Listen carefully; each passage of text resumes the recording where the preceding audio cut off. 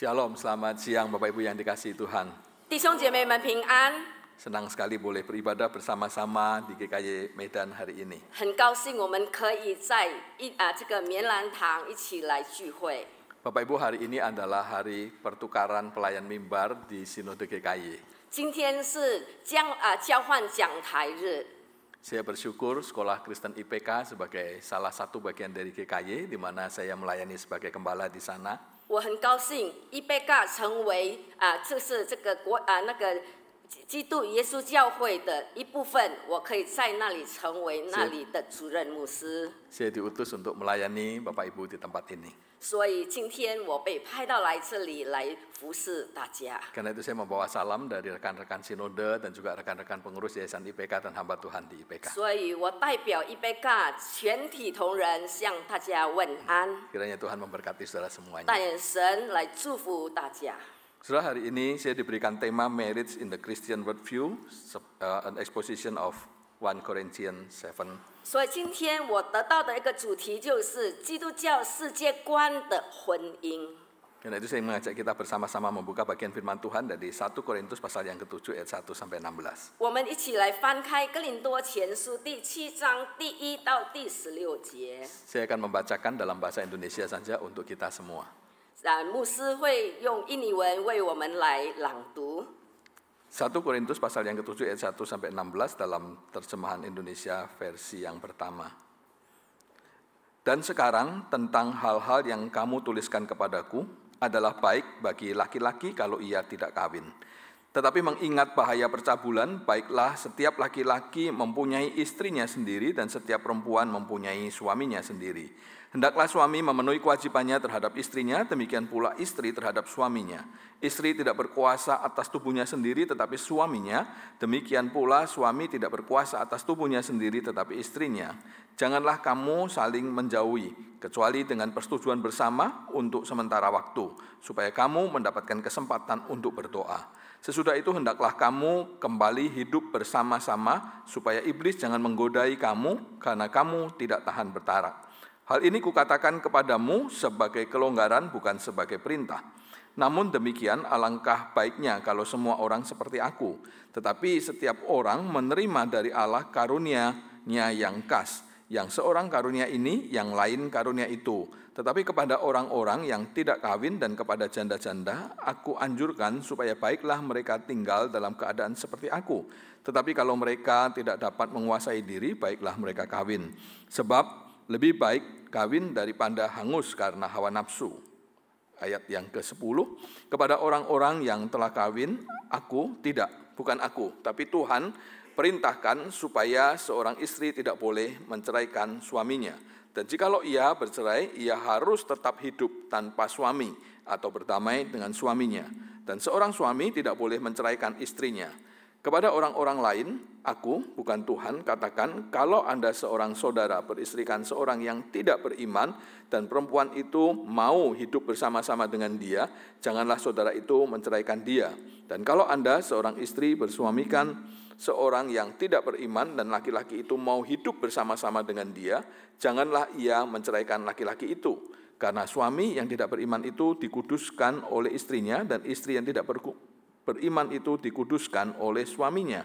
Andai kata tidak demikian, niscaya anak-anakmu adalah anak-anak cemar. Tetapi sekarang mereka adalah anak-anak kudus. Tetapi kalau orang yang tidak beriman itu mau bercerai, biarlah ia bercerai. Dalam hal demikian, saudara atau saudari tidak terikat. Tetapi Allah memanggil kamu untuk hidup dalam damai sejahtera. Sebab bagaimanakah engkau mengetahui, hai istri, apakah engkau tidak akan menyelamatkan suamimu? Atau bagaimana engkau mengetahui, hai suami, apakah engkau tidak akan menyelamatkan istrimu? Saudara yang dikasihi Tuhan, di dalam dunia ini ada dua institusi penting yang didirikan sendiri oleh Tuhan. 弟兄姐妹，在这世界上有2个神所设立的机构。 Institusi yang pertama adalah keluarga 第一个机构就是家庭， atau pernikahan, 或者是婚姻； dan yang kedua adalah gereja.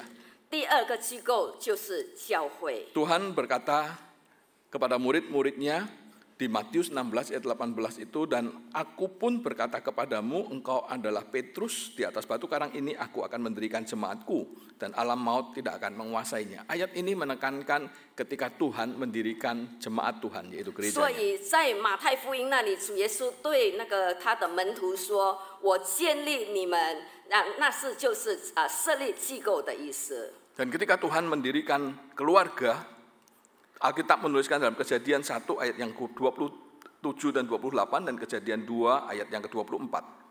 所以在创世纪第1章27、28节，还有就是第2章24节那里，神说。 Dikatakan maka Allah menciptakan manusia itu menurut gambarnya, menurut gambar Allah diciptakannya dia laki-laki dan perempuan diciptakannya mereka. Allah memberkati mereka, lalu Allah berfirman kepada mereka, beranak cuculah dan bertambah banyak. Penuhilah bumi dan taklukkanlah itu, berkuasalah atas ikan-ikan di laut dan burung-burung di udara dan atas segala binatang yang merayap di bumi. 神就照着自己的形象造人，乃是照着他的形象造男造女。神就赐福给他们，又对他们说：要生养众多，遍满地面，治理这地，也要管理海里的鱼、空中的鸟和地上各样行动的活物。 Sudah, karena pernikahan dan keluarga itu menjadi inisiatif Allah, maka kita tahu bahwa keluarga dan pernikahan adalah sesuatu yang sangat penting di mata Tuhan. 所以我们知道，婚姻在神的眼中是非常重要的。 Melalui pernikahan dan keluarga inilah Allah ingin membangun umat yang bertumbuh menjadi serupa dengan Kristus. 所以透过一个婚姻，神要来建造他的百姓，让他们可以成长，像基督一样。 Iblis tahu akan hal ini, oleh karena iblis ingin menggagalkan rencana Allah, maka iblis menyerang keluarga dan juga menyerang gereja.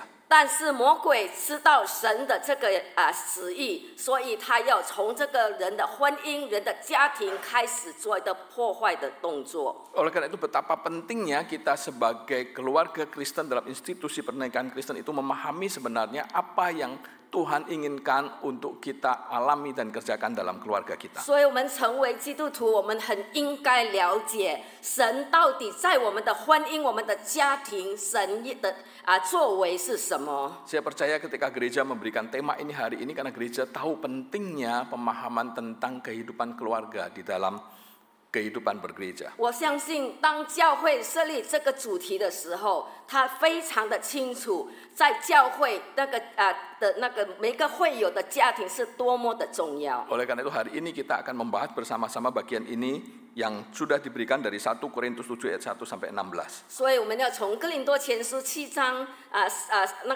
一起来讨论这个主题。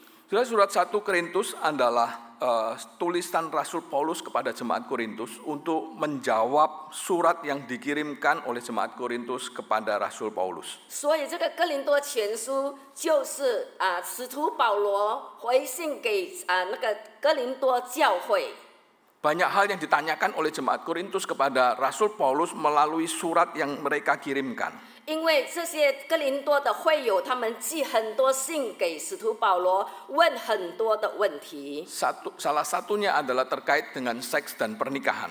其中的一项就是有关于婚姻跟性方面。 Yang sebagian dijawab oleh Rasul Paulus melalui tulisan di pasal 7 ayat 1 sampai 16 ini. 所以在其中的就是保罗在第7章这里，他回复他们这个问题。 Orang Korintus pada waktu itu hidup di tengah-tengah masyarakat dengan standar moral yang rusak. 哥林多教会当下，他们活在一个社会是非常腐败的， Terutama dalam kehidupan seksual mereka. 特别是在道德上，特别是在性方面。 Di tengah-tengah kota metropolitan Korintus ini ada prostitusi di dalam agama. 所以他们在一个那么繁荣的一个城市里，但是对宗教是非常的有那个破坏性的。 Mereka melegalkan perzinahan dan kehidupan seks yang bebas. 然后他们可以让这些自由的性关系成为一个合法化，然后自由化。 Itu adalah satu kondisi yang terjadi di masyarakat Korintus waktu itu di mana jemaat Korintus hidup. 这就是当下哥林多教会他们所面临的环境。 Tapi di sisi yang lain, saudara, 但是在另外的方面， ada ekstrim yang lain, 有其他更极端的， yaitu sekelompok orang-orang Yunani yang percaya bahwa tubuh ini adalah jahat. 所以有一群的那些希腊人，他们认为这些性都是败坏的。 Mereka menolak kehidupan seks dan pernikahan. 然后他们拒绝这样的一个婚姻，也拒绝性行为。 Mereka menganggap bahwa seks dan pernikahan adalah sesuatu yang jahat, yang buruk, yang najis di mata Tuhan. 他们认为说，婚姻性对在神的面前是一种很不好的事情。 Saudara, hal ini membuat kebingungan bagi jemaat Korintus pada waktu itu. 所以当下的这哥林多的会友，他们觉得很懊恼。 Mereka bertanya-tanya seharusnya sebagai seorang Kristen bagaimana mereka menghidupi kehidupan pernikahan dan seks mereka. 所以他们就是发问：我们要如何过我们的婚姻生活，我们的性生 Dan 活？ pada bagian ini Rasul Paulus ingin menjawab pertanyaan-pertanyaan itu. 因此，保罗透过这个书信给予他们答案。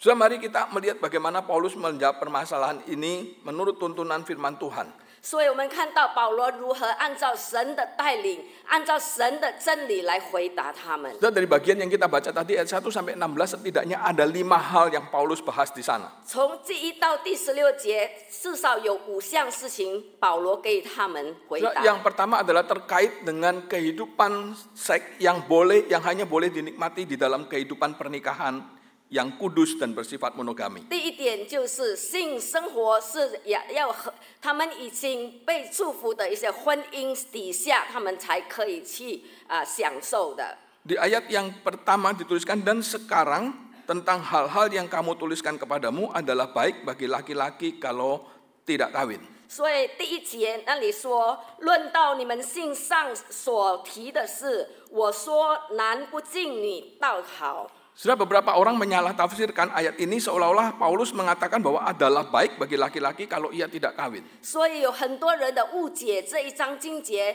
认为说保罗说不结婚是好的。 Tapi dari beberapa penelitian Alkitab oleh para ahli, semua sepakat bahwa apa yang Paulus tulis di sini adalah kutipan dari surat jemaat Korintus. 其实很多那个圣经那个圣经研究家他们认为说，这其实是保罗应用那些哥林多人问他们的一句话。 Yang mengutip pada zaman itu orang-orang berkata adalah baik kalau laki-laki itu tidak kawin. 所以他就是拿了这些哥林多人问他的那一句话，就是男生如果不结婚倒是好。 Saudara, kata-kata tidak kawin ini dalam bahasa aslinya sebenarnya lebih tepat diterjemahkan tidak menjamah, tidak menyentuh wanita atau terkait dengan masalah seksual. 所以不结婚原文的意思就是不碰女人，而且没有性生活。 Ini menunjukkan bahwa orang-orang Korintus punya pemahaman yang salah terhadap masalah seksualitas. 因此我们看，其实哥林多教会他们有一个对于这个性生活的一个误解的看 Dan 法。 pemahaman yang salah ini menimbulkan satu larangan-larangan terhadap hubungan seks suami istri, bahkan larangan menikah atau juga keinginan untuk menceraikan istri atau suaminya bagi mereka yang sudah menikah. 所以他们到一个地步，他们禁止有性生活的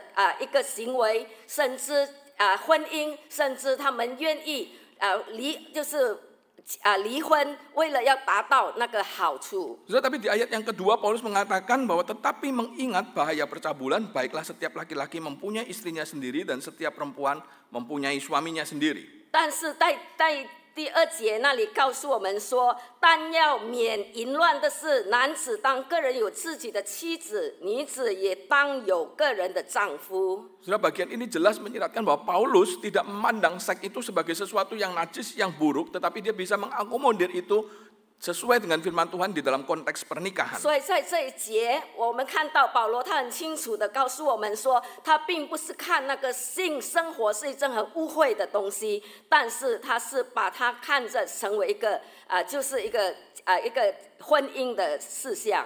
Sehingga dari sini sudah kita bisa mengatakan bahwa seks adalah sesuatu yang baik ketika itu dilakukan, diterapkan di dalam kehidupan pernikahan yang kudus. 换言之，我们可以这么说，这些性生活是好的，是美的。如果它是发生在一个婚姻里面， Pernikahan yang kudus ini adalah pernikahan yang sifatnya monogami. 所以这个婚姻是一个一夫一妻的婚姻， bukan yang poligami. 不是一个多夫多妻的婚姻。 Karena Paulus mengatakan adalah suami mempunyai istrinya sendiri dan istri mempunyai suaminya sendiri. 因为保罗说，丈夫要有自己的妻子，妻子要有自己的丈夫， Bukan istri atau suami bersama-sama. 并不是说可以有大家通用的丈夫或通用的妻子。 Dan ini juga menyiratkan bahwa pernikahan yang kudus adalah pernikahan yang sifatnya heterogen, pria dan wanita. 而且这个婚姻是男女的一个婚姻， Bukan pernikahan yang sejenis, suami dengan suami, istri dengan istri. 而不是同性恋的婚姻。 Oleh karena itu, di sini Paulus mengajarkan bahwa seks adalah sesuatu yang baik. 所以在这里，保罗教导性生活是一件好的事， Karena melalui pernikahan, seks itu bisa diterima. 因为透过一个婚姻，这些性生活是被接纳的。 Dan ini penting karena bahaya percabulan menjadi ancaman yang besar bagi mereka yang tidak menikah. 因为那些淫乱对于那些未婚的人是一种威胁。 Tetapi kita harus tahu bahwa pernikahan itu bukan hanya sekedar menjawab untuk kita bisa menjauhkan diri dari percabulan. 但是我们也必须了解，我们婚姻也不是为了禁止让我们可以让我们不去犯一个奸淫的事情。 Karena kita tahu dalam pengajarannya yang lain, Paulus menjelaskan tentang apa itu tujuan pernikahan yang sesungguhnya. 但是在另外一方面，保罗也教导什么是婚姻的真正的目的。 Di dalam Efesus 5 ayat yang ke-32, 在以弗所书第5章那里，第32、33节。 Paulus dengan jelas mengatakan rahasia ini besar, yaitu tentang pernikahan, tetapi yang aku maksudkan ialah hubungan Kristus dengan jemaat. 在这里，保罗很清楚地说，这是极大的奥秘，但我是指着基督和教会说的。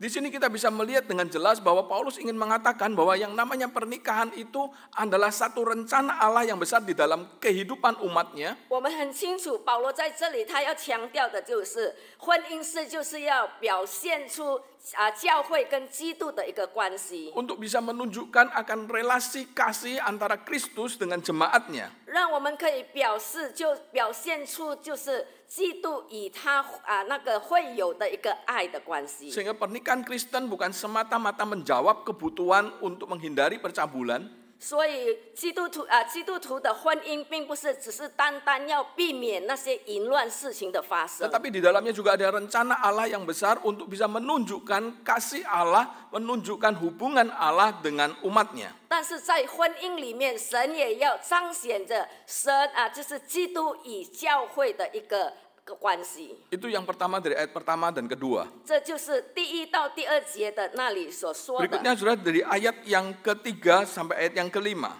第3到第5节那里说， Di bagian ini Rasul Paulus menunjukkan bahwa hubungan suami dan istri dalam pernikahan adalah satu hubungan timpal balik yang sepadan, yang sejajar. 就是夫妻的那个关系，就是一个互惠的，就是彼此的。 Di sini dikatakan hendaklah suami memenuhi kewajibannya terhadap istrinya, demikian pula istri terhadap suaminya.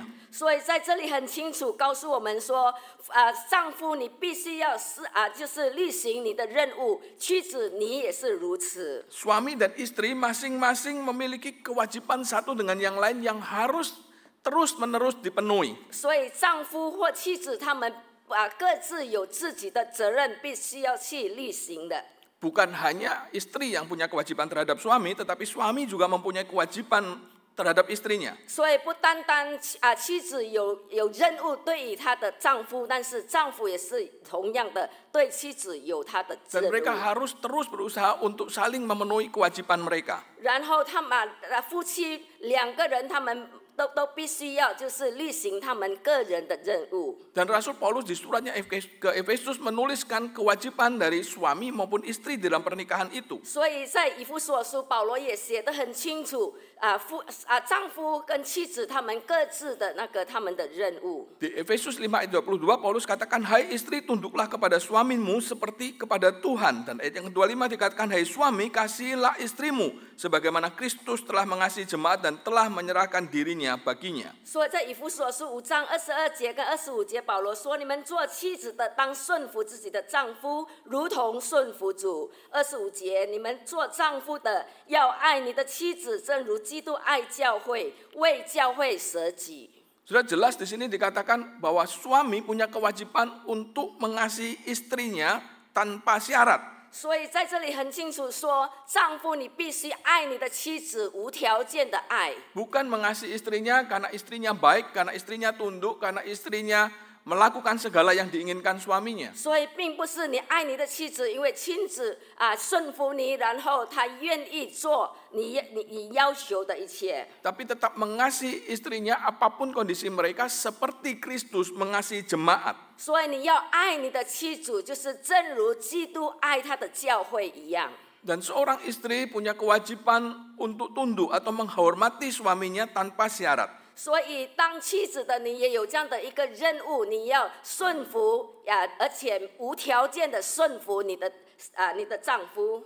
Itulah bagian dari apa yang Paulus ingatkan bahwa masing-masing punya kewajiban. 所以在这里保罗提醒，各自有自己的任务。 Istri tidak hanya menghormati suaminya ketika suami itu bisa dihargai, ketika suami itu baik dan bertanggung jawab. 所以并不是当你的先生、你的丈夫值得你尊重的时候，值得你他就是有负责任的时候，你才就是顺服他。 Apapun kondisi suaminya, istri dituntut untuk menghormati. 所以在任何的环境之下，做妻子的必须要顺服你的丈夫。 Menghormati berbeda dengan mentaati. 所以你敬重跟就是你顺服是不同的。 Kalau terkait mentaati, kita hanya boleh mentaati ketika apa yang diminta sesuai dengan firman Tuhan, tidak melanggar firman Tuhan. 如果我们顺服的话，就是只要他没有违背上帝的话语，我们就顺服他。 Tetapi menghormati adalah sesuatu yang harus dilakukan terus-menerus apapun keadaannya. 所以，但是敬重的话，意思就是说，在任何的环境，我们必须要做到。 Sudah pada bagian ini ketika kita melihat salah satu konteks bagian ini adalah terkait dengan masalah seks juga. 所以在这一段的经文，我们看到，它也是提到有关于性生活的一部分。 Maka apa yang dimaksud Paulus di sini dalam hubungan suami istri juga termasuk kewajiban dalam memenuhi kehidupan seks mereka. 所以在夫妻的生活也是他们必须要有这样的义务，就是在这个性生活里面各自扮演他的角色。 Karena Paulus melihat seks adalah hal yang baik di dalam kondisi, dalam relasi keluarga. 因为保罗看到这个性行为是一个婚姻里面的一件事情， Maka itu adalah bagian yang memang harus dipenuhi kewajiban satu dengan yang lainnya. 所以就是彼此要这样的来尽他们的任务。 Dan melalui kehidupan seks ini Paulus menekankan Anda harus dibangun satu intimasi antara suami dan istri. 但也透过这样的一个性生活，夫妻可以建立一个亲密的关系。 Seks yang baik juga membangun relasi di dalam rekreasi bersama suami dan istri. 一个很健康的性生活，也可以建立一个娱乐性的成为一个娱乐性的方式。 Dan seks ini juga sesuatu yang Tuhan anugerahkan untuk menjadi sarana reproduksi, prokreasi antara suami dan 也是 istri. 透过这个性生活，神祝福，让这对夫妻他们可以有生育的能力。 Oleh karena itu dalam keadaan sehat yang Tuhan anugerahkan kepada pasangan suami istri, 所以当神就是赐福于一个健康的一个婚姻的时候， maka seks adalah bagian yang harus menjadi kewajiban bersama dan dinikmati bersama. 所以这个性生活是彼此有他自己的任务，而且可以两个人一起来享受它的。 Seks bukan hal yang tabu, yang najis di dalam kondisi relasi suami istri yang kudus. 所以在一个婚姻里面，这个性生活并不是一件很污秽的事情。 Selanjutnya di bagian ini di ayat yang keempat dikatakan istri tidak berkuasa atas tubuhnya sendiri tetapi suaminya, demikian pula suami tidak berkuasa atas tubuhnya sendiri tetapi istrinya. 所以在第4节那里告诉我们说，丈夫第4节，妻子没有权柄主张自己的身子，乃在丈夫；丈夫也没有权柄主张自己的身子，乃在妻子。 Saudara, pada bagian ini Paulus menjelaskan tentang kesatuan suami dan istri. Seperti yang Tuhan katakan, mereka tidak lagi dua tapi menjadi satu. 在这里保罗要强调的就是他们2人已经成为一体了，不是各自了。 Saudara, dalam kehidupan suami istri Kristen, maka baik suami maupun istri 所以在一个基督教的婚姻生活里面，不管他是丈夫或者是妻子， adalah sama-sama orang yang berdosa yang menerima kasih melalui penebusan dan pengorbanan Kristus di atas kayu salib. 所以他们都是一些罪人，就是同样的领受上帝透过主耶稣基督在十字架上的一个赦罪。 Sehingga mereka berdua secara utuh adalah milik Kristus. 而且他们就是完完全全的是属于基督的。 Dan sebagai milik Kristus dalam persatuan pernikahan mereka masing-masing terkait dalam kepemilikan tubuh satu dengan yang lainnya. 因此在这个婚姻里面，他们就是丈夫拥有妻子的身体，妻子拥有丈夫的身体。 Karena mereka menjadi satu, maka tubuh suami bukan lagi hanya milik suami tapi juga milik istri, dan sebaliknya tubuh istri bukan hanya milik istri tapi juga milik suami. 因为他们已经成为一体了，所以丈夫的身体不再属于他自己了，妻子也是如此。 Baik suami maupun istri tidak boleh memperlakukan tubuhnya hanya menurut keinginannya sendiri, tetapi juga harus memperlakukan dalam kesepakatan bersama apa yang diinginkan pasangannya. 所以夫妻的生活里面，丈夫也好，妻子也好，不可以按照自己的身体所需要的来要求。 Karena tubuhnya bukan lagi miliknya sendiri. 因为他的身体已经不再属于他自己了。 Saudara, sebelum saya berangkat ke sini hari Sabtu kemarin, 所以在礼拜6我还没有来这里的之前， hari Jumat malam, 就是礼拜5晚上， saya berdiskusi dengan istri saya. 所以我跟我的太太在那里讨论。 Hari-hari ini adalah hari-hari awal murid-murid masuk sekolah. 所以这期间都是那个学生他们开始上课了。 Sebagai hamba Tuhan yang melayani di sekolah, hari-hari ini adalah hari-hari yang sangat sibuk. Mulai minggu lalu, retreat minggu sebelumnya, karena libur saya harus melayani di satu sekolah di Sumba, dan aktivitas begitu padat sekali. 所以在放假的时候，我在松办那里有服侍，而且在这个开学期间，我们是最忙的时候。 Dan minggu lalu saya harus bangun setiap kali pagi-pagi untuk mempersiapkan khotbah hari ini sepanjang minggu. 所以一整个礼拜，我就是来准备今天的这个讲章。 Sehingga hari Jumat itu saya bilang, kamu tuh lain kali ya, kalau mau pelayanan tuh ya dipikir gitu. Maksudnya jaga kesehatanmu, kamu hari-hari ini gila, sibuk setengah mati.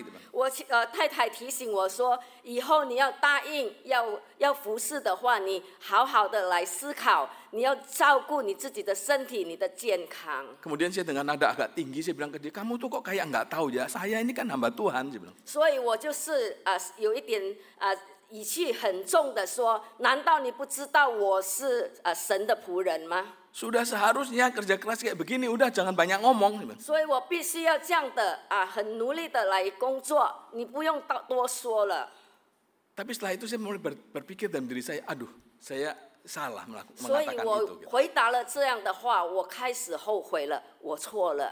Karena ayat ini menyadarkan saya bahwa tubuh saya ini bukan punya saya sendiri. 我是被提醒，其实我的身体已经不再属于我自己的了。 Tubuh saya juga milik istri saya, sehingga dia juga mengkhawatirkan kesehatan saya. Dia juga mengkhawatirkan aktivitas yang terus ada di dalam diri saya yang mungkin bisa membuat saya kelelahan dan sakit. 我的身体也是属于我的太太的，我太太她也有这样的一个义务，就是担心我的健康，担心我太累。 Saudara, Paulus mengajarkan dalam kehidupan pernikahan kita, tubuh kita ini bukan cuma tubuh kita sendiri. 所以在这里，保罗教导我们说，在婚姻里面，身体不再是属于我们自己的。 Oleh karena itu kita perlu menjaga, memperlakukan tubuh kita ini dengan baik, dan juga memikirkan apa yang menjadi keinginan dan kebutuhan dari pasangan kita. 所以我们也必须要好好的来思考我们这个身体，我们好好的照顾它，我们的另一半他所想的是什么？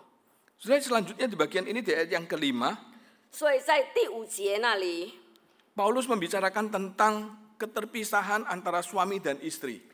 在这里保罗谈到就是夫妻分居的问题。 Saudara, Paulus mengatakan bahwa suami dan istri itu tidak boleh berpisah dalam jangka waktu yang lama. 在这里，保罗说，夫妻不可彼此的分开太久。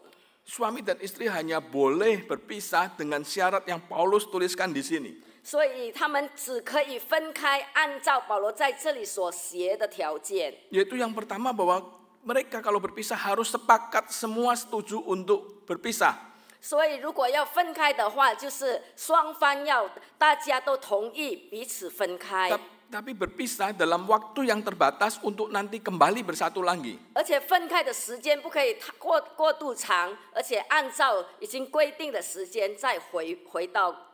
Perpisahan yang terbatas ini harus dilakukan hanya untuk tujuan supaya dapat berdoa, supaya dapat mendekatkan diri 而 dengan 且他 Tuhan. 们暂时的分房只是为了可以专心祷告而已。 Di sini Paulus menunjukkan saudara bahwa keterpisahan itu tidak boleh dilakukan oleh suami dan istri dalam waktu yang lama dan tanpa tujuan yang jelas. 所以在这里，保罗说，夫妻不可以分房太久，而且没有真正的目的。 Apalagi tanpa kesepakatan bersama. 特别是如果没有大家没有同意，不就是大家没有认同的，也不可以分开。 Saudara, dalam pelayanan saya di Sekolah Kristen IPK banyak sekali menginterview guru dan juga calon-calon karyawan maupun pimpinan. 所以我在IPK那里服侍，我很多访问一些老师，还有很多那些未来的神的仆人。 Beberapa kali ketika menginterview orang, kemudian kami tanya, mau nggak kalau kamu ditempatkan ke Makassar atau ke Palembang atau ke Balikpapan di mana ada IPK di sana. 所以有很多时候我们都会访问他们说，你们愿不愿意到就是马卡萨到其他城市的IPK那里去工作？ Beberapa menjawab, oke, kami mau. 有几位就是回答说，好的，我们愿意。 Dan waktu saya melihat CV-nya ternyata sudah menikah, sudah berkeluarga. 然后我看他的履历，原来这个人已经结婚了，已经有家庭了。 Maka yang kami tanyakan berikutnya adalah, terus bagaimana dengan keluarga 然 kamu? 后我就问他说，你的家人怎么办？ Sudah ada yang menjawab begini, oh nggak apa-apa, kami sudah biasa terpisah kok Pak. Gitu. 然后有的就回答说，没关系的，我们已经很习惯分开了。 Jadi demi bekerja, demi melayani Tuhan, kami siap untuk berpisah. 所以我们为了服侍神，我们就是准备好了，我们愿意分开。 Biasanya kami tidak menerima orang-orang yang berpikiran seperti ini. 通常我们都不接纳这样的人的一个想法， Kami akan kejar planning kamu seperti apa dalam keterpisahan ini. 然后我们会问他们，就是你在这个分开的期间，你的计划是什么？ Ada yang bilang, ya jalani aja Pak, nanti setiap tahun kan kita bisa pulang setahun 2 kali. 那有的人就回答说我们就按部就班就好了，到1年1次，我们还是可以集合的。 Saya selalu bilang nggak bisa, tidak boleh hal seperti ini 然 terjadi. 后其实不可以这样，而且这是被禁止的。 Kalau dalam waktu yang singkat untuk mendekatkan diri dengan Tuhan dan sudah sepakat, oke. 如果我们是暂时的、短暂的，我们是为了可以亲近神，那是可以 Tapi 的。 dengan waktu yang sangat terbatas. 但是那也是时间是非常的有限的。 Saudara, ini yang Paulus katakan dalam hubungan suami dan istri yang seharusnya. 弟兄姐妹，这就是保罗提到的应该有的一个婚姻的生活。 Saudara, yang ketiga adalah ayat yang ke-6 sampai ayat yang ke-9. 所以到第6到第9章那里，保罗说， Hal ini terkait dengan selibat atau menikah. 在这里谈到的就是我们是独生还是我们是有嫁娶的。 Di sini Rasul Paulus mengatakan bahwa hidup selibat melajang atau menikah itu adalah karunia dari Tuhan. 在这里，保罗说，不管我们是独生、是单身，还是我们有嫁娶、有婚姻的，那都是神的恩 Di 赐。 ayat yang ke-7 dikatakan, tetapi setiap orang menerima dari arah karunianya yang khas, yang seorang karunia itu dan yang karunia ini dan yang lain karunia itu. 第7节那里说，我愿意众人像我一样，只有个人领受神的恩赐，一个是这样，一个是那样。 Seseorang yang memilih selibat atau memilih menikah, dua-duanya sama baiknya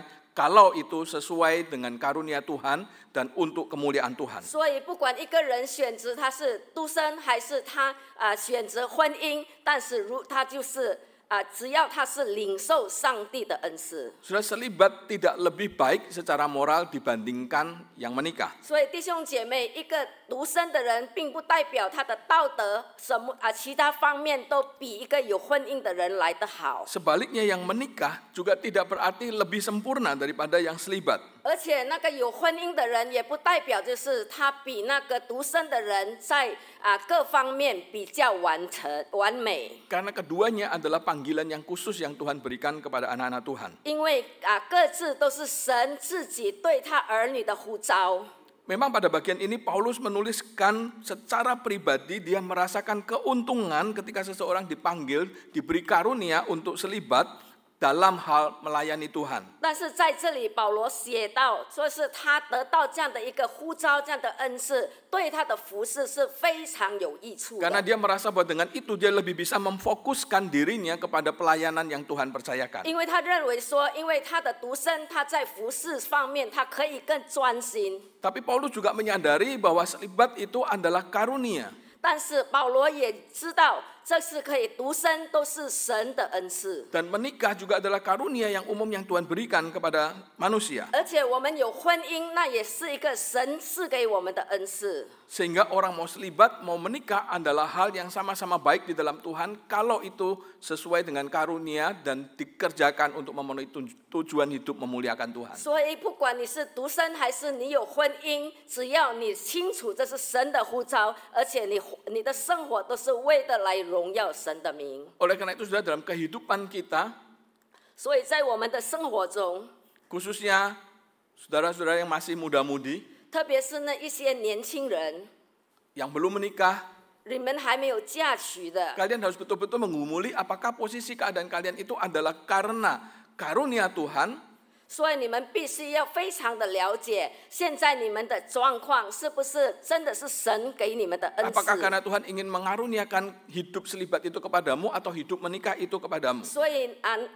到底神要赐给你一个独身的一个恩赐，还是给你有一个嫁娶的恩赐？ Jadikan hal ini satu pergumulan untuk menemukan kehendak Tuhan. 所以在这样的一个挣扎中，我们要来寻找神的旨意。 Yang mungkin sudah usianya sampai 30 dan belum menikah, mungkin sudah harus bergumul apakah Tuhan memang menghendaki sudah menikah atau Tuhan akan memberikan karunia selibat. 所以特别是你们如果已经30来岁了，你们还没有对象的，你们在那里，你们要更清楚了解上帝要给你的恩赐是要你独身还是要你嫁娶。 Jangan terlalu khawatir kalau memang Tuhan panggil untuk selibat. 所以如果神要呼召你成为一个独身的人，你不用害怕， Karena Tuhan yang akan memberikan pertolongan dan kekuatan. 因为神他会把他的帮助赐给你。 Jangan sampai kita salah memahami karunia Tuhan. 所以我们不要误解神的那个恩赐。 Tuhan mengingini kita untuk melajang, 所以如果神要我们是独身的， tapi kita terus berpikir untuk mencari pasangan hidup. 但是我们一直不断的要寻找另一半， Karena umur sudah naik terus, 因为我们的年纪越来越大了。 Tuhan bilang cari pasangan yang seimbang. 所以神说你一定要找一个就是同等的对象， Karena yang seimbang tidak datang-datang. 因为我们看到那同等的对象都没有出现， Andreas Matius tidak ada. 所以安德烈还有马太都没有在这里出现， Maka Abdullah pun saya ambil. 所以那个阿卜杜拉也没有关系了。 Ya. Tuhan tidak ingin seperti itu, tapi 所 Tuhan 以 ingin 上 kita 帝他 bergumul 不 dengan 愿 baik. 意我们这么做。 Demikian pula saudara yang disenangi banyak orang. 所以如果你们是很多人喜欢的那一类， Gumuli hidup Anda untuk menemukan pasangan hidup yang tepat sesuai dengan yang Tuhan mau. 所以你要在那里不断的来寻找什么是神要给你的。 Saudara, yang keempat di ayat yang ke-10 dan 11. 接下来的就是第10到第11节那里说， Hal ini terkait dengan perceraian. 这有关于就是休妻或者离婚的事情。 Rasul Paulus mengutip apa yang Tuhan Yesus sampaikan bagi orang-orang yang menikah. 所以在这里，使徒保罗应用主耶稣所说的有关于那些离婚的事情。yaitu suami maupun istri tidak boleh saling menceraikan. 所以夫妻丈夫或那个妻子不可以就是彼此的休。 Saudara, perceraian adalah sesuatu yang dibenci oleh Tuhan dengan alasan apapun, termasuk alasan-alasan yang mungkin nampaknya rohani. 因为离婚在神的眼前是一个很就是一个污秽的事情，不管也许我们看就是在宗教方面感觉它是可以接纳的。 Saudara, Maliaki 2 ayat 16 dikatakan, sebab aku membenci perceraian, firman Tuhan Allah Israel, juga orang yang menutupi pakaiannya dengan kekerasan, firman Tuhan semesta alam. Maka jagalah dirimu dan janganlah berkhianat. 所以在马拉基书2章16节那里说，耶和华以色列的神说，休妻的事和以强暴待妻的人都是我所憎恨的，所以当谨守你们的心，不可行诡诈。这是万军之耶和华说的。 Tuhan membenci perceraian dan Tuhan menganggap perceraian adalah sebuah pengkhianatan atas perjanjian. 所以神他不喜欢就是离婚这个休妻，而且他看为是憎恨的事情。 Dan di Matius 19 ayat 5-6 Tuhan Yesus sendiri mengatakan, sebab laki-laki akan meninggalkan ayahnya dan ibunya dan bersatu dengan istrinya sehingga keduanya itu menjadi satu daging. Demikianlah mereka bukan lagi dua melainkan satu. Karena itu apa yang telah dipersatukan Allah tidak boleh diceraikan manusia. 所以在马太福音19章5到6节，主耶稣说：“因此，人要离开父母，与妻子联合，二人成为一体。这经你们没有听过吗？既然如此，夫妻不再是两个人，乃是一体的了。所以，神配合的人不可以分开。” Sudah, pernikahan Kristen adalah pernikahan satu kali untuk seumur hidup. 所以，基督教的婚姻是一生一次的。 Pernikahan bukan bicara tentang kecocokan antara suami dan istri. 所以，在一个婚姻里面，并不是谈论夫妻他们彼此的那个相容性。 Tetapi pernikahan adalah bicara tentang komitmen untuk saling mencocokkan diri agar keduanya bisa bertumbuh seperti Kristus. 但是在婚姻里面所谈到的就是彼此要有一个承诺，大家都是要容忍，要去学习，活出更像基督。 Pernikahan adalah komitmen untuk saling mendukung suami dan istri untuk memenuhi rencana Allah di dalam keluarga. 然后婚姻也是我们一个承诺，我们彼此的帮助，彼此的那个补足，让我们可以活出基督。 Sudah, terkait dengan perceraian atau perpisahan ini, di bagian ini Paulus menggunakan ada dua kata yang dipakai. 所以在这个离婚方面，保罗用了2个字眼。 Satu kata bahasa Yunani yang dipakai adalah koristenai. 然后在那个原文 koristenai， Yang satu lagi adalah apienai. 然后另外一个是nabienai。 Dua ini menggambarkan jenis perpisahan yang berbeda, perceraian yang berbeda. 然后这2个是不同的一个离婚的一个环境。 Yang pertama adalah perceraian yang sifatnya tidak legal, yang penting cerai, berpisah. 所以第一项的就是不合法性，不是合法化的，只要我们分开就好了。 Yang satu adalah perpisahan yang legal, yang betul-betul berpisah secara hukum. 所以第2项就是他离婚，而且是合法化的，被法律承认的。 Ketika menjelaskan perceraian, Paulus memakai dua kata ini. 所以在谈到离婚方面，保罗用了这2个字眼。 Sehingga hal ini menjelaskan sudah bahwa apapun model perceraiannya, Tuhan tidak senang. 但是原则上，不管你哪一项的离婚在神的眼中，神也是看为不好的。 Ini bukan hanya bicara tentang perpisahan secara legal, secara hukum. 所以这并不是谈到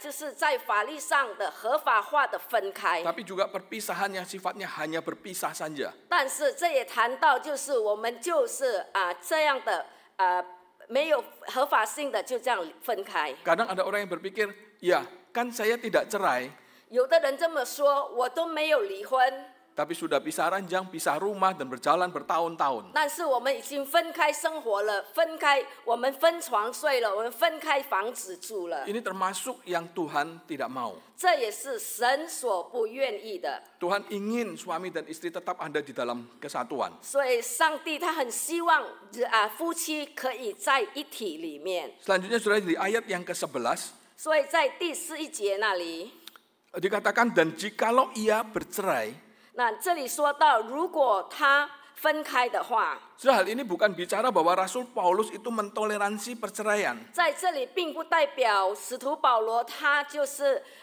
就是可以跟这个离婚有妥协。 Tetapi hal ini menjelaskan bahwa ada kondisi-kondisi yang tidak ideal 所以在这里所谈到，如果在一个不得已的一个不理想的环境中， yang memaksa seseorang harus mengalami perceraian. 然后强迫一个人必须要离婚， Saudara, yaitu ketika terjadi hal-hal misalnya KDRT yang membahayakan jiwa, membahayakan kehidupan pasangan itu. 譬如说，如果有家暴的行为，就是那个会影响到影响到他生命的话。 Jadi dalam kondisi seperti ini tentunya kita tidak akan membiarkan pasangan itu tetap bersatu dengan membahayakan jiwa 所以 salah 在 satu 这样的 pasangan. 情况之下，我们当然不鼓励这对夫妻他们仍然生活在一起。 Jadi dalam kondisi seperti ini kemungkinan seseorang diizinkan atau bahkan dibolehkan didorong untuk memisahkan diri. 如果在这样的一个环境之下，那个人我们会鼓励他离开他的另一半。 Saya rasa tidak ada seorang konselor atau hamba Tuhan pun ketika pasangan suami istri datang dan istrinya bilang saya ini setiap hari dianiaya sama suami saya, bahkan beberapa kali berusaha dibunuh tapi berhasil lolos, terus hamba Tuhannya bilang ya nggak apa-apa kamu balik lagi aja sama suamimu. Saya rasa nggak akan ada yang berkata 所 seperti 以我 itu. 相信没有一个辅导师或者是神的仆人，如果有人来到跟他说我每天被家暴，我每天被很危险的要被杀害的话，然后我们请他你没有关系，你再回去你的 Saya 家 rasa 庭。 pasti akan disarankan untuk sementara menjauhkan diri. 所以一定会建议他暂时你找一个比较安全的 Tapi 地 sudah di dalam 方。 kondisi seperti itu, Rasul Paulus pun memberikan apa yang seharusnya dilakukan. 所以在这里，如果在一个特殊的情况下，保罗也给予一些建议。 Ayat 11 ini mengatakan kamu tetap harus tinggal untuk tidak menikah. 所以在11节那里说，你还是仍然不要再婚。 Jadi seorang percaya yang bercerai, maka hukum yang Paulus tetapkan dari firman Tuhan adalah tidak menikah lagi. 所以保罗强调说，一个信徒如果他真的已经离婚了，他所必须要持守的是不再婚， Sampai pasangannya meninggal. 直到他的另一半离开这个世界。 Kenapa saudara? 为什么？ Karena Tuhan ingin bahwa satu hari kalau memungkinkan pasangan itu akan kembali lagi. 因为神很希望，如果有一天这一对夫妻他们还可以就是回 Kalau setelah 来 bercerai, menikah lagi, maka yang menikah itu Anda hidup di dalam perzinahan karena suaminya masih hidup. 因为如果另外一半如果已经离婚了，他再婚的话，表示他已经犯了奸淫的罪。 Tapi itu juga menutup kemungkinan kalau satu hari suaminya bertobat dan ingin kembali berdamai lagi, kemungkinan itu sudah tidak ada. 但是如果有一天他的另一半已经悔改了那也是另当别论的。 Oleh karena itu sangat sulit kita membenarkan pasangan suami istri dengan alasan apapun kemudian bercerai dan segera menikah kembali. 所以我们很难的认同或者赞成，如果有一对夫妻他们离婚了，然后彼此就马上再婚， Dengan alasan apapun. 不管他用任何的理由。 Saya pernah bertemu dengan seorang suami Kristen yang menceraikan istrinya. 我有见到一个丈夫，他已经跟他的太太离婚了， Dengan alasan yang sangat rohani. 然后听起来非常属灵的理由。 Dia bilang karena istrinya itu membuat dia tidak bisa bertumbuh di dalam Tuhan dan makanya dia ceraikan dan dia nikah dengan wanita lain yang menurut dia bisa membuat dia bertumbuh di dalam Tuhan. 他的理由听起来很属灵，就是他这个太太不能使他的属灵生活可以成长，他把他休了，然后他以另外一个女人结婚，这个可以帮助他的属灵生命可以成长 Saya 的。 rasa hal ini bukan sesuatu yang benar sesuai dengan firman Tuhan. 其实按照神的话语，这并不是一个正确的， Karena Tuhan menginginkan persatuan di dalam pernikahan. 因为神要我们成为就是合一的， Yang Allah kehendaki adalah pernikahan yang kudus. 所以神要的婚姻是一个圣洁的婚姻。 Saudara, yang selanjutnya yang kelima 接下来第5点 adalah terkait dengan pasangan yang tidak seimbang. 就是我们如果我们的另一半跟我们是不一样不同等的， Di ayat yang ke-12 sampai ayat yang ke-16. 就是在12到16节那里。 Sudah ayat ini berbicara, di ayat yang ke-12 itu dikatakan kepada orang-orang lain. 所以在12节那里说，就是对其他的人， Yang dimaksud di sini adalah kepada mereka yang punya pasangan yang belum beriman. 意思就是说他们的另一半是还没有信主的。 Ini bukan dalam arti kita mengizinkan menikah dengan pasangan yang tidak seiman. 这并不代表我们同意，就是你们娶另一半是不信主 Tapi 的。 ini lebih banyak lebih berbicara kepada pasangan suami istri yang dulu belum percaya kepada Tuhan, kemudian salah satu bertobat percaya kepada Kristus. 这比较针对的就是这一对夫妻以前还没有信主，现在他们才悔改才信主的。 Sehingga yang satu percaya Kristus, yang satu tidak percaya Kristus. 然后这对夫妻里面，其中一个现在已经悔改信主了，另外一个还 Di dalam 没有。 kondisi yang seperti ini Paulus mengajarkan 所以在这样的一个情况，保罗教导我们， kalau pasangan yang tidak percaya itu mau tetap hidup bersama, 如果你的另一半还没有信主的那另一半愿意与你一同生活， mau di sini memiliki artian mereka setuju untuk hidup bersama walaupun istrinya atau suaminya itu beribadah kepada Tuhan dan percaya kepada Tuhan, dia bisa menerima itu. 意思就是说，你的另一半还没有信主的，他同意你就是来敬拜神而且来相信神。 Di dalam kondisi yang seperti ini, maka pasangan yang percaya kepada Kristus tidak boleh mengusahakan perceraian. 所以在这样一个环境之下，你的另一半不可以把你的太太或你的丈夫把他休掉。 Saya di tempat gereja di mana saya melayani beberapa waktu yang lalu, 所以弟兄姐妹，在我以前服侍的那个教会， ada dua keluarga, dua ibu yang menikah di dalam kondisi belum percaya Tuhan, kemudian ibu ini percaya kepada Tuhan. 有2个就是太太，他们以前是还没有信主的，但是最后他们已 Tapi 经信主 suami 了。 mereka yang muslim itu bisa menerima, mau mengizinkan istrinya untuk ke gereja, percaya Tuhan, bahkan suaminya mau mengantarkan ke gereja walaupun tidak masuk. 但是他们的丈夫愿意送他们到教会，也同意他们到教会那里来敬拜神、 Dalam 相 kondisi 信 yang seperti 神。 inilah Paulus katakan istri itu tidak boleh meminta cerai dari suaminya walaupun suaminya tidak percaya 所以 Kristus. 在这样的一个情况之下，保罗说，你不可以找理由把你的另一半休掉。 Jadi pasangan ini tetap harus bersatu menurut Paulus. 所以按照保罗的教导，这一对夫妻你们必须要生活在一起。 Dan sudah dalam kondisi yang seperti ini, Paulus mengatakan di ayat yang ke-12, ini merupakan sesuatu di mana istri itu dapat menjadi kesaksian supaya suaminya 所 diselamatkan. 以在这里，保罗所要说的，你另外一半呢，可以成为你的另一半的见证人，希望有一天他可以得救。 Paulus 悔改 tetap tidak menyetujui pernikahan yang tidak seimbang kalau itu dilakukan memang di dalam kondisi kita sudah percaya kepada Kristus. 保罗在这里，他还是强调，他不认同，就是如果我们是一个信主的人，然后我们找一个另一半是非信主的。 Paulus tuliskan itu jelas di 2 Korintus 6:14, juga di 1 Korintus 7 ayat yang ke-39. 所以在这里，保罗在14节，还有在那个39节那里，保罗说， Bahkan dalam kondisi yang seperti ini Rasul Paulus katakan bahwa suami yang tidak percaya atau istri yang tidak percaya itu dikuduskan 所以 oleh istri yang percaya atau suami yang percaya. 那你的就是另一半还没有信主的，你会成圣之后，你的另一半可以使你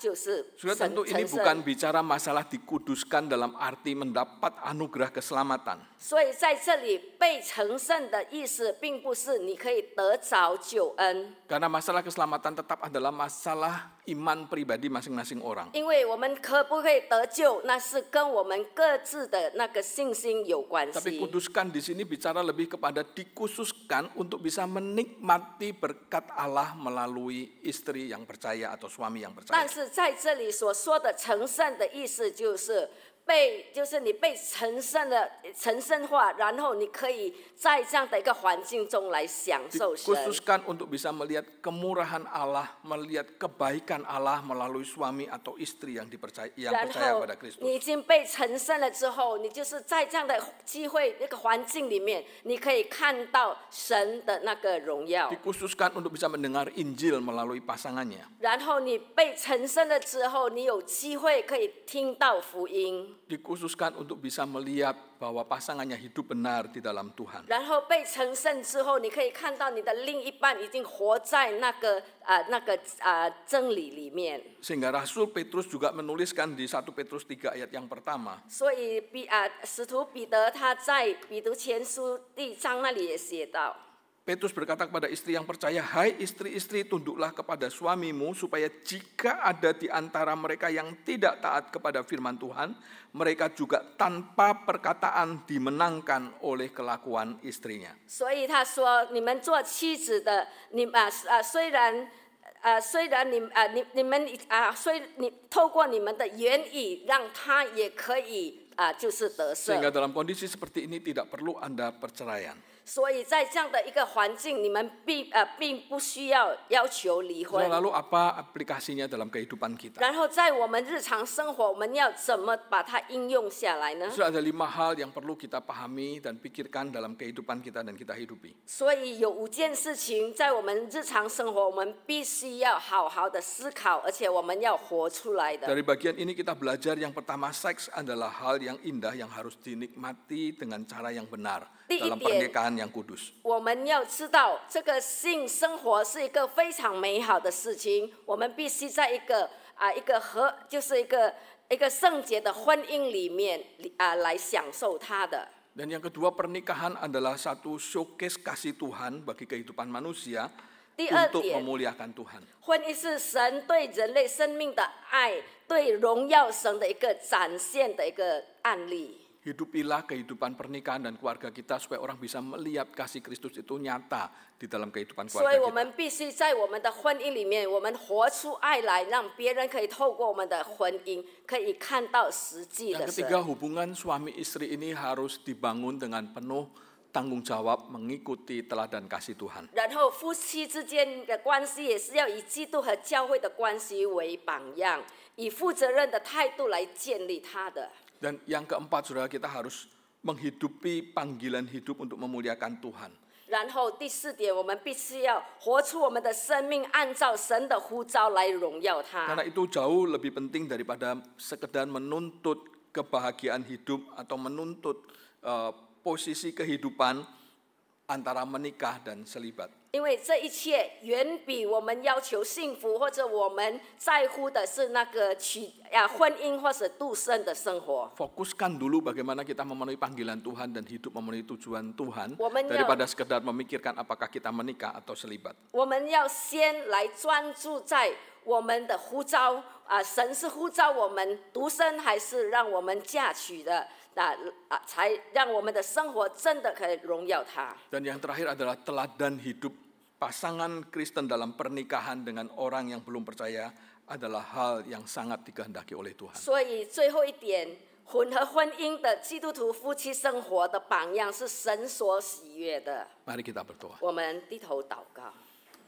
Tuhan, hamba-Mu sudah berhenti menguraikan firman-Mu. 主啊，你的仆人已经停止解说你的话语。 Hamba mohon Tuhan Engkau tetap berbicara lewat Roh Kudus bagi setiap kami. 主啊，恳求主你透过圣灵不断的向我们每个人说话。 Supaya kami boleh menghidupi kehidupan pernikahan dan keluarga kami sesuai dengan apa yang Tuhan 主 inginkan. 啊，让我们可以活出我们婚姻生活，按照主你的旨意。 Tolong kami semua, baik hamba-Mu yang di depan maupun seluruh jemaat-Mu untuk dapat melakukan kebenaran 主 firman-Mu. 啊，求你帮助你的仆人，站在台上的，而且是坐在下面的每一个人。 Mohon berkat Tuhan untuk seluruh GKY Medan, baik untuk hamba Tuhan, pengurus majelis maupun semua jemaat. 主啊，也是为着这个棉兰的国语堂不管是神的仆人，或者是每一个会友， Tuhan pakai untuk menjadi saksi Kristus di mana Tuhan 主啊， menempatkan. 求你使用我们成为主你的见证。 Terima kasih Tuhan. 感谢主， Demi nama Tuhan Yesus kami 奉主耶 berdoa. 稣的名祷告，